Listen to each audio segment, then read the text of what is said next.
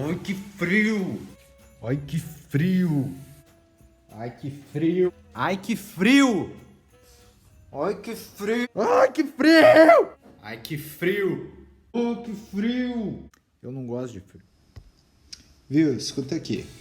Você não é um daqueles que acha que a África é um país e que lá há nada além daqueles elementos exóticos que a gente acaba identificando nos filmes, né?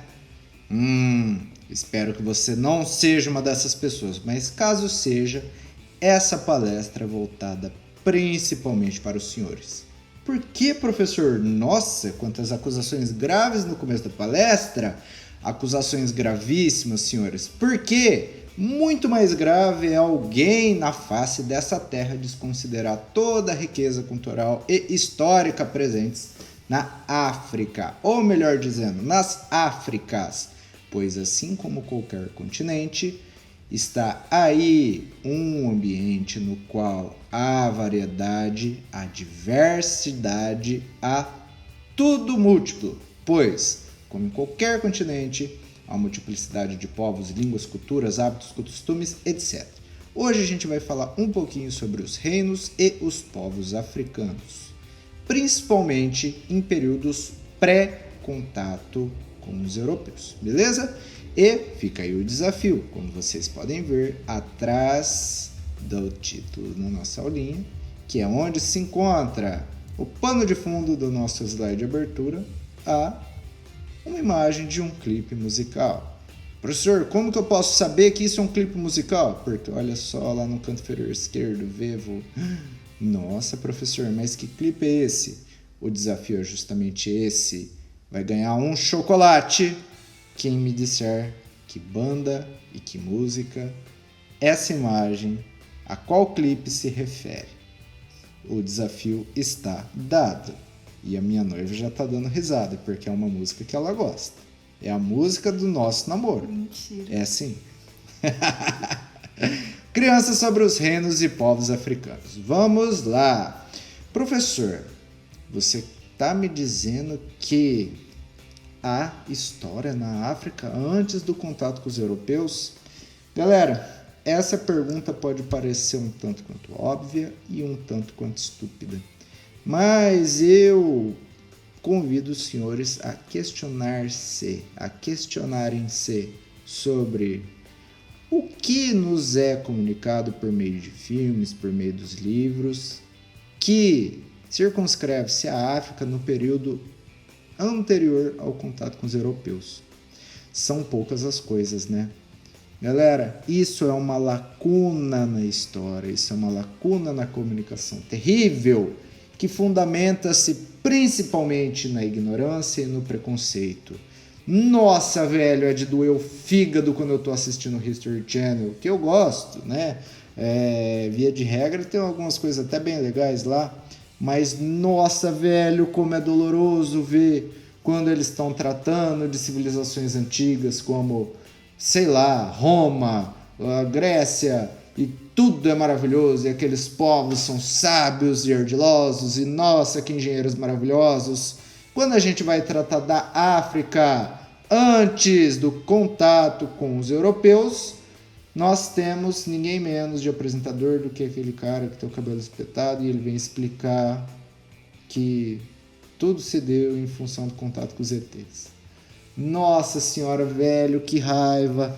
Isso, de certa forma, diminui toda a história, toda a cultura, tudo aquilo que os povos africanos têm para enriquecer a nossa forma de ver o mundo e a nossa forma de fazer, de agir e os nossos hábitos e culturas.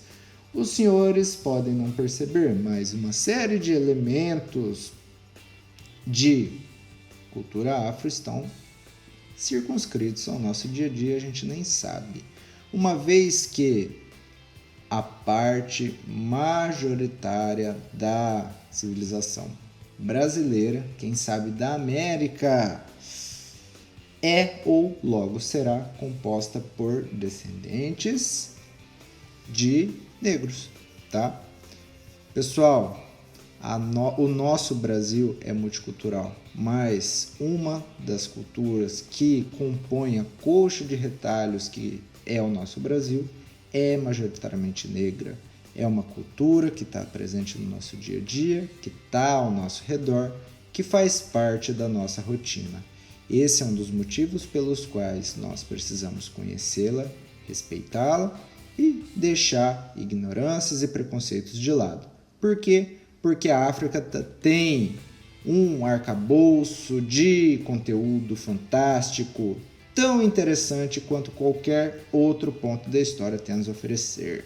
Então vamos lá, chega de blá blá blá. Moços e moças, a África e os africanos antes dos europeus.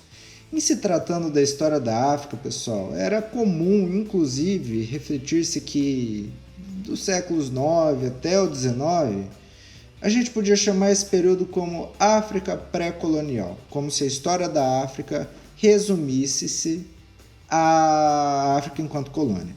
Galera, isso está erradíssimo, isso não é justo e não faz sentido nenhum. Por quê, professor? Porque lá havia diferentes povos com diferentes costumes, línguas, culturas, hábitos. Existiam e ainda existem organizações sociais diferentes, sistemas político-econômicos diversos, enfim. A história da África, pessoal, apresenta complexidade tamanha tal qual a de qualquer outro continente. E a gente vai se arriscar a falar um pouquinho sobre toda essa complexidade. Moços e moças, não faz muito tempo que nós falamos, por exemplo, sobre o Império Romano. Nós falamos também que com o fim do Império Romano e o surgimento dos impérios governados pelos povos tidos até então como bárbaros, enfim, o que eu quero dizer? Nós temos uma divisão de reinos que permeou a Europa nos séculos VI até mais ou menos o 10º, 11º, no qual a gente pode identificar os francos e os carolíngios e não sei quem, e a gente falou sobre Pepino, o Breve, e enfim, a gente falou de muitos reinos que viriam a compor as divisões dos países que compõem a Europa hoje. Galera, estarei equivocado a associar sem nenhuma ressalva a organização dos Estados europeus, a história dos mesmos, com a história dos reinos que vieram a compor a subdivisão dos estados da África hoje, tá? Mas, didaticamente falando, a gente pode sim imaginar, estabelecer algumas semelhanças nesses procedimentos. Como, por exemplo, galera, nós podemos pensar os reinos sudaneses e os reinos bantus como os precursores de civilizações que viriam a se tornar os atuais estados da Nigéria, do Mali, da Argélia, estados modernos da África atual. Como vocês podem ver nesse mapinha aí, é possível estabelecer uma procedência de povos, de reinos que vieram a compor os atuais estados africanos, tá? Professor, mas você está falando tanto de reinos, de civilizações antigas na África e tal. Fala um pouco mais sobre elas que a gente ainda está boiando. Então vamos lá, galerinha.